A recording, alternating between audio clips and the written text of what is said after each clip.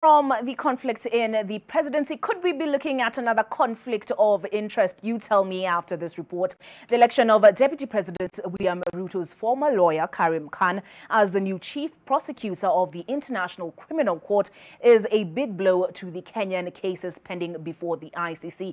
We didn't say that. That is according to an international law expert who argues that Khan, having represented Ruto before the court, raises concerns on whether he will be keen to pursue the Kenyan post-election violence cases. 50-year-old British lawyer Karim trounced his two competitors to clinch the seat as the new International Criminal Court chief prosecutor by garnering 72 votes in the second round of voting, defeating Irishman Fergal Gaynor, who got 42 votes. In fact, the wildlife Khan is now the first European prosecutor for the ICC in its 20-year history. The Queen's Counsel has taken part in several international tribunals, among them the Kenyan post-election violence case in The Hague, where he represented Deputy President William Ruto and former head of public service Francis Muthaura.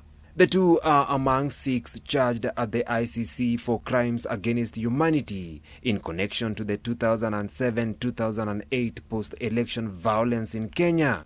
Charges against Muthaura were dropped in 2013 after a key witness against him recanted his evidence, while Ruto's case was terminated in 2016 following claims of insufficient evidence.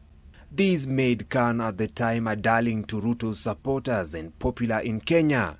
Khan is said to have relied on his vast contacts in Africa and Asia to lobby for the seat. Khan's election now raises questions on the future of the Kenyan cases pending before the ICC. It's a terrible disaster because being now the prosecutor and having been a prominent defense counsel in the Kenyan cases, how is he going to handle the Kenyan matter? Because the Kenyan matter is not completely gone. It shows further the failure of the ICC. It exposes weaknesses of the ICC.